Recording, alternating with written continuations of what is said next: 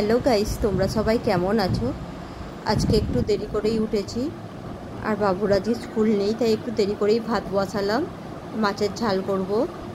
মাছগুলো প্রথমে ভেজে নিচ্ছি, ভাত বসিয়েছি একটা উনানে, আর একদিকে মাছ ভেজে নিচ্ছি। আজকে সর্ষে পোস্ত দিয়ে মাছের ঝাল করব।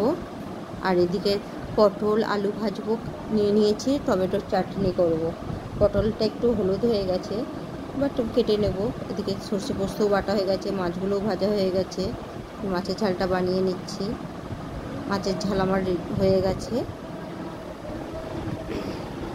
আর একদিকে পটল আলুও ভেজে নিয়েছি। যা গরম পড়েছে না, জাস্ট কিছু পাওয়া যাচ্ছে না। চাটনি বসিয়ে দিচ্ছি, চাটনি হয়ে গেছে। খাওয়াও আমাদের প্রায় হয়ে গেছে দুপুরে। সন্ধ্যের দিকে বাবু পড়াশোনা করে নিয়েছে। মিস্টার অফিস থেকে আসার পর বাবু অনেকক্ষণ মিস্টারের কাছে পড়ে নিয়েছে। আজকে ঠান্ডা ভাত খাবো রাত্রিরে, গরমে উনানের কাছে যাওয়া যাচ্ছে না। ঠান্ডা ভাত নিয়ে নিয়েছি। ঠান্ডা ঠান্ডা ডিনার হচ্ছে আজকে আমাদের। মিস্টার ভাতগুলো সবার মেখে দিচ্ছে। একটু তেল নিয়ে নিলাম, সর্ষের তেল। তোমরা গরমে কি খাচ্ছ বন্ধুরা? আমরা তো আজকে ডিনার ঠান্ডা ভাতে করছি।